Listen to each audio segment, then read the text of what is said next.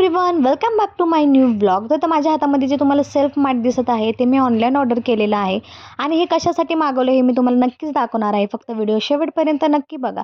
तर सगळ्यात अगोदर मांडणीवरचे सगळे भांडे काढून घेतले, कारण की मांडणी मला साफ करायची होती.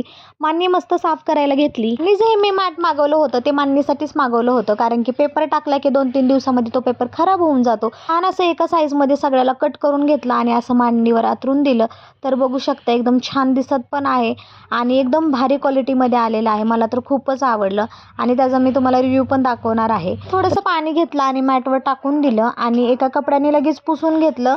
तर बघू शकता खालची मॅट पण खराब झालेली नाही आणि पाणी पण लगेच कपड्यामध्ये शोषून घेतलं. मला तर खूपच आवडलं आहे. नंतर मग घरातली अशी छोटी मोठी कामं करायला घेतली. ड्रेसिंग टेबल साफ करून घेतला आणि कपाट पण खराब झालं होतं, थोडीशी काच त्याची ती पण चांगली क्लीन करून घेतली. लक्ष्मीला दात येत असल्यामुळे डॉक्टरांनी तिला काही औषधं दिली होती, तेच तिला पाजायला घेतली. तिला ती औषधं पाजली आणि किती रडते बघा ना, ती बिलकुल तिला औषध आवडत नाही. तिला सगळे औषधं पाजून दिली आणि तिला झोपू घातलं. सगळे कामे आटोपली होती आणि दुपारच्या जेवणासाठी बनवली होती मस्त मेथीची भाजी आणि चपाती, ती पण मी खाऊन घेतली. लक्ष्मी झोपली होती म्हणून मी पण आराम करून घेतला. तर भेटूया नेक्स्ट ब्लॉगमध्ये. बाय.